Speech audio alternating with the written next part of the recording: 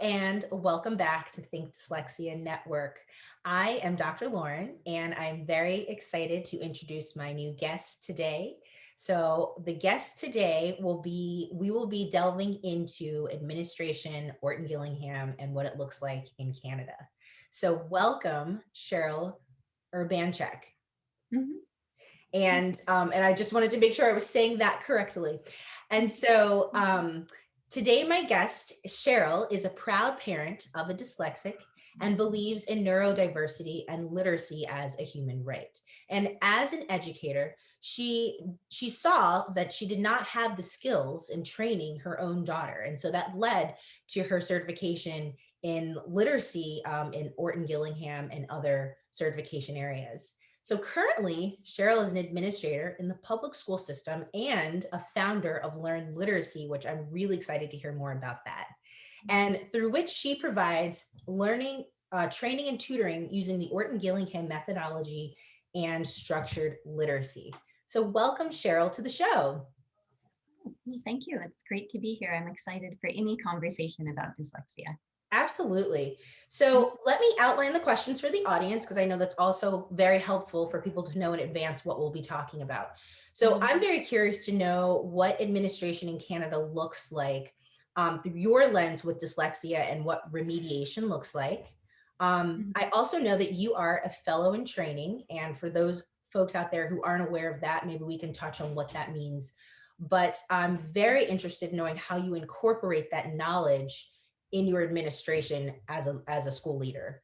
And then I'm really curious because I've worked in both private and public schools, and I want to know the difference through an administrative lens through the private and public sector and why. And then the last question is about Learn Literacy and learning more about that. So let's delve into the first one. So in the number of years you've been an administrator in Canada, do you feel it is uncommon for public school administrators to know and understand what dyslexia is and how to provide appropriate training for their teachers to help remediate students, and why? That actually requires a little bit of a nuanced answer. I Okay. think most people know they've heard the term dyslexia as an administrator. They can link it in some way to issues with reading, but that's probably about where it ends. There is not necessarily an understanding of the International Dyslexia Association definition of what dyslexia is, or what it looks like, maybe beyond some of the well-known, although not necessarily accurate signs, like reversals Right. and this type of thing. And so part of that comes from in Ontario, there's a Ministry of Education, and they dictate a lot of what happens in schools. So that's not really decided within the individual school district, let's say. Okay. So in Ontario, there's different categories of exceptionalities listed by the Ministry of Education. And learning disabilities falls under the category of communication exceptionality. And so reading learning disability, whether it's called reading disability, language-based learning disability, sometimes I've seen spelling disability, sometimes non-specific learning disability. Interesting. Yeah, it's kind of a catch-all under this category of exceptionality because that's how it's organized by the Ministry of Education. So because the word is not used or recognized in Ontario, it's hard to get traction and understanding for that. Let's say even if someone does get a private psych ed assessment and they bring it to the school and it specifically lists dyslexia, that would then be turned into a language-friendly wording from that matches the exceptionalities in the ministry. So, there's a very surface level understanding and awareness, but maybe not the nuanced understanding that's really needed to support kids. In terms of teachers and students, I think, from an administrator hat, a lot of what I've been doing is just raising awareness with teachers that they pretty much have the same understanding as other administrators, let's say. Mhm. And so in my school, there's just a lot of conversation of planting seeds to try to help them understand different ways of seeing things. Like with the categories of exceptionality, the language arts curriculum in Ontario is quite old. The last update was dated at 2006, which is 15 Oh, years wow. ago. Wow. So I know. That's Why one is of that? my soapbox moments of like, we need Yeah, an update to this curriculum. right. So of course, the curriculum that old is really grounded in the balanced literacy approach and the 3 queuing system and Right. so forth. Yes, there are components in there that you can pick out that can help us in terms of a structured literacy approach, but you have to be, again, raising the awareness about those because as I'm sure you're aware, the comprehension is takes over then. And the Sure. comprehension strategies are taught way outbalancing or outnumbering this skill set that kids need for the actual decoding, for the simple view of reading and things like that. Wow. Yeah, So so I find it interesting, where is this just in Ontario? I want to go back to the comment about the mhm, non-labeling, not being specific. right. Is that throughout Canada or is that more specifically in Ontario? To my knowledge, it's pretty much throughout Canada. I did live and work in Alberta for a year, maybe 6, 7 years ago. There's a little bit more understanding and things happening there, but without I'm just going to say a general yes, but I don't know provincially what's happening in each province to give Or a clear answer. But my overall sense from what I do see is that as a whole, we're kind of way behind, let's say, other English speaking countries in terms of what's happening with dyslexia and awareness and any type of screening and this type of yeah. thing. No, So I was just curious because I know here in the United States, yeah. at least in my area, and I know they're trying to change this, but we will say like specific learning disability. And Right. so, Mhm. I think parents in my county are trying to fight for dyslexia and dysgraphia and dyscalculia to actually be on, the IEP. Mhm. But, this is why this is always a good conversation to have with other people in other countries to kind of Mhm. see what's going on. I want to lead to my Yeah, next question. So, sure. you are a fellow in training, which means you're one Right. step away from the highest level of being certified in the Orton-Gillingham Academy. And that's quite, that's like quite an achievement right there. One day I hope to be there myself. So, I'm curious how you Mhm. incorporate your knowledge and put it to good use as an administrator, knowing that you are already in the Orton-Gillingham Academy. Mhm. Right. Well, I really believe, again, from an administrator perspective, instructional leadership is very important. If you can't, as the administrator, kind of figure out what's happening with the curriculum and support teachers in that way, there's kind of, um, hard to support teachers. And with literacy being such the foundational skill, that's really a make it or break it skill for kids, let's say even grade 1, 2, if things aren't happening, there's a problem, right?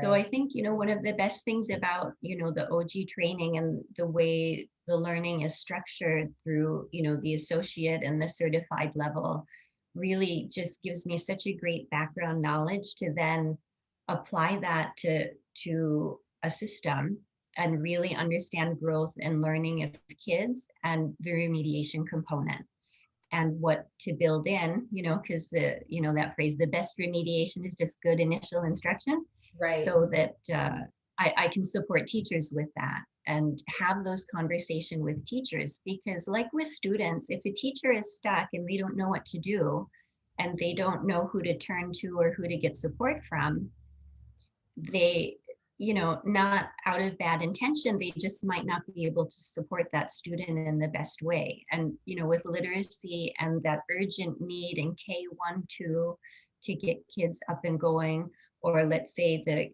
kids on IEPs in the junior grades 4, 5, 6, without that support for teachers, students then aren't getting the support. So, even I think my role with students is just more indirect through the teacher rather than, let's say, supporting students directly, because I can work with staff, support them when they have questions, as well as, through professional development and in service and this kind of thing. Sure. So are you in the elementary level or secondary? Elementary. Okay, that's what I thought. That's what I thought. Oh, I just wanted yeah, to clarify for the yeah. So audience. my building is K to 8, but Oh, yeah, I've been elementary. Mhm. okay.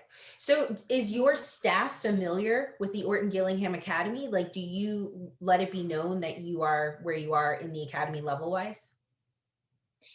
Yes, I've talked to some people about it, and they know and they're aware. And as I started, this is my second year in that building. So, things take time to get up and going. And there's been different things happening in Ontario, and now with COVID, it's a completely different situation from Sure. anything. But yes, indeed, because I think really there's a lack of understanding of the importance of decoding instruction pretty much in general. Yeah, And I so agree.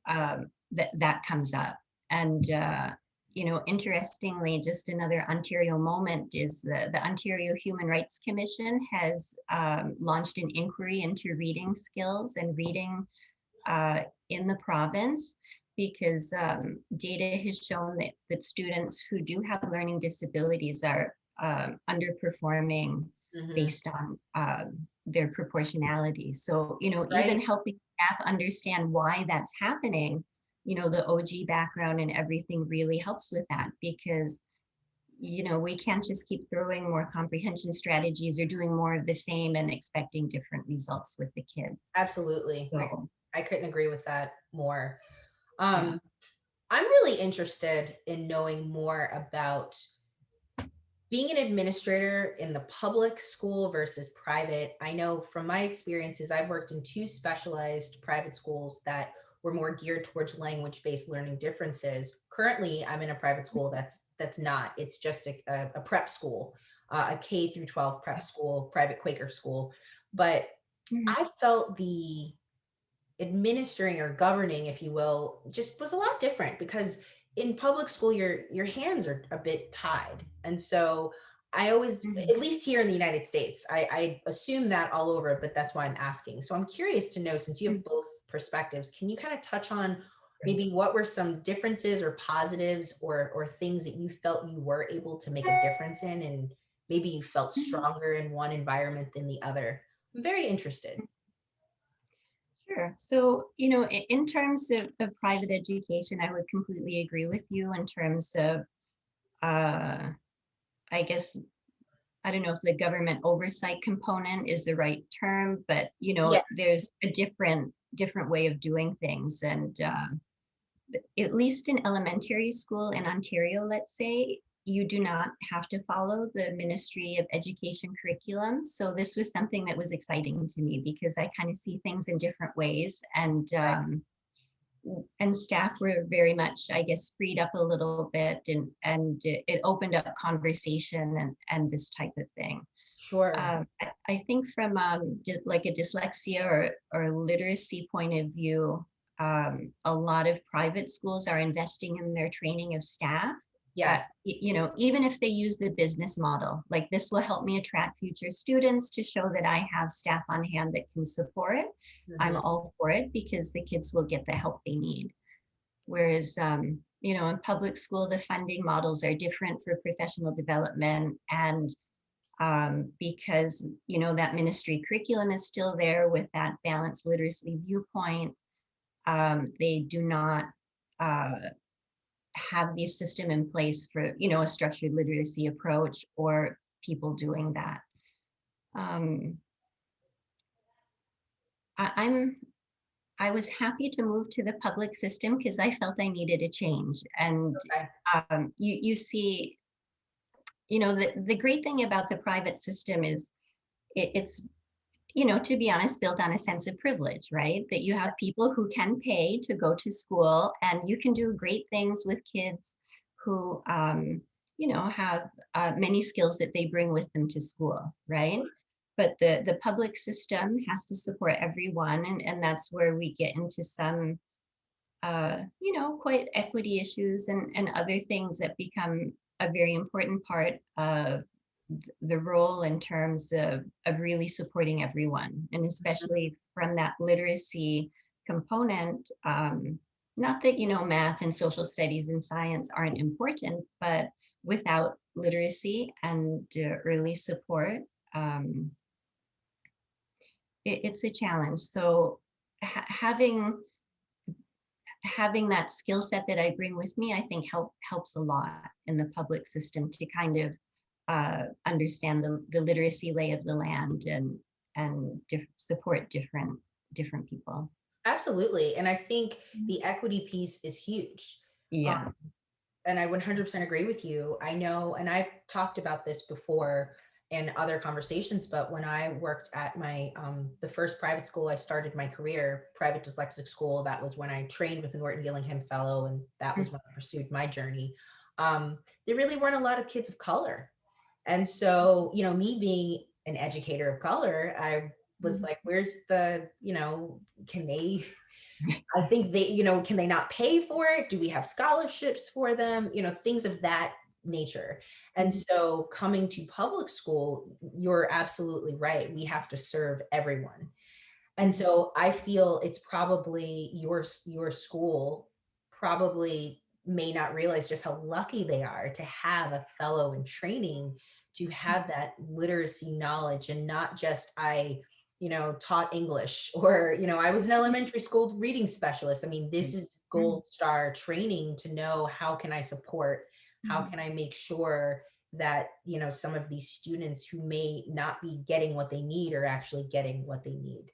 So I think I would love if there were more. I know typically Orton-Gillingham fellows are not usually administrators. So I know when we connected, I was very excited to read about that, because more than often I feel that, and you can correct me if I'm wrong, but fellows usually tutor, or they open up their own tutoring business, or they Right. are outside of the classroom. They're not really Right. hands-on, kind of like what you are doing. So I think that, you definitely have a huge impact, whether your staff realizes that or not. But I just think that that's such a gift to have, especially in a public school system where not everyone really understands the science of reading or structured literacy. Yeah, that's true. We're trying our best up here to make slow inroads, but Yes. So tell me more about Learn Literacy. And this is your tutoring and training business for right. Gillingham. So can you share more about what, ignited this, what you're doing with this? Is this kind of like your side job? Is this what you're going to ease into after administration? I'm very curious. Yeah. So I'm a parent of a dyslexic daughter who's now in university, and she's studying industrial design. She's very into art and Good very for her. creative, which is awesome. So when I did the training, I worked with her, and then thought, okay, let me just work with other students. And even though I'm doing training, I still love working with students. I love the one-to-one relationship, and I feel it's very important to keep that part up, because it's rewarding. And, even as a teacher, we have to keep our teaching skills always up there and improving Yes, and yes. trying new things. So, it all loops into each other. So I started the tutoring. My goal, even when I started back then, was to always be a fellow. So that was 7-8 years ago. So thankfully almost there. And I've started the training. In Canada, there's a few fellows throughout the country. Again, we need more up here, a lot Yes. more OG work and structured literacy work. And so, the training's great. Everyone is available now through Zoom and online things. So private schools are good at supporting teachers with training, which is great. I've trained individuals. And so this summer coming up, I'm offering an Orton-Gillingham training at the associate level. Oh, but I'm great. also trying something new called a structured literacy training, which is Okay. aimed more toward public school teachers who just want to learn how to incorporate that into their classroom, but it's not necessarily for teaching dyslexic students because Oh, we know that's we want amazing. all students to have good initial teaching. And That so sounds amazing. I hope so, because I think we all know that a 60-hour expensive training, even though is the gold star and the best, may Right. not be right for everyone at that moment. Sure. So I thought, a couple days introductory training on structured literacy with specific examples of how you can work that into maybe some of your existing practice in teaching would be really helpful because again, we just have to start planting those seeds of understanding. And it's a big mind shift to go from, that balanced literacy approach to Yeah. structured literacy. So people need ways to get involved with that and understand and get some tips and ideas of theory and then classroom application. Yeah, So actually, summer.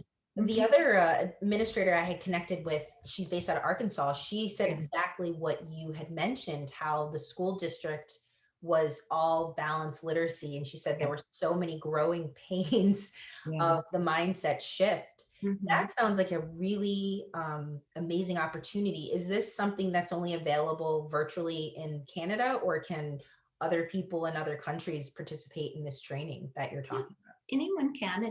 It's everything's virtual now because of COVID. I do hope to have some in-person opportunity if public health allows. But yeah, anyone can participate and join.